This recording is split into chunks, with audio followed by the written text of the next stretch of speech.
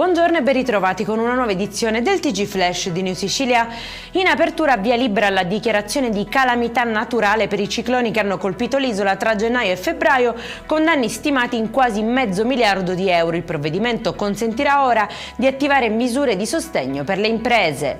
Si aprono le porte del carcere per 2 uomini accusati di una rapina aggravata in un supermercato di via Passo Gravina a Catania. I malviventi, insieme ad altri complici, avrebbero bloccato 2 dipendenti mentre trasportavano in banca l'incasso di circa €16.000. Decisive le immagini di videosorveglianza che hanno permesso di ricostruire il colpo e di identificarli.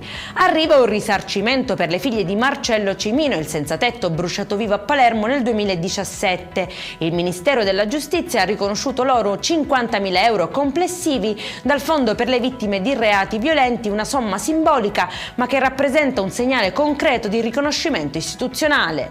Dopo 34 anni di carcere e un lungo periodo al 41 bis, torna in libertà Paolo Di Giacomo, 77 anni, condannato all'ergastolo per omicidi legati alla guerra di mafia a Gela. Il Tribunale di sorveglianza ha riconosciuto decisivo il percorso di cambiamento e reinserimento avviato negli ultimi anni. È in chiusura operazione interforze in località Isola ad Augusta, dove un immobile abbandonato è stato sgomberato e messo in sicurezza dopo anni di degrado. La struttura, diventata rifugio di fortuna tra rifiuti e giacigli improvvisati, rappresentava un rischio per residenti e occupanti. Per questa edizione è tutto, prossimo appuntamento alle 19:30, buona giornata.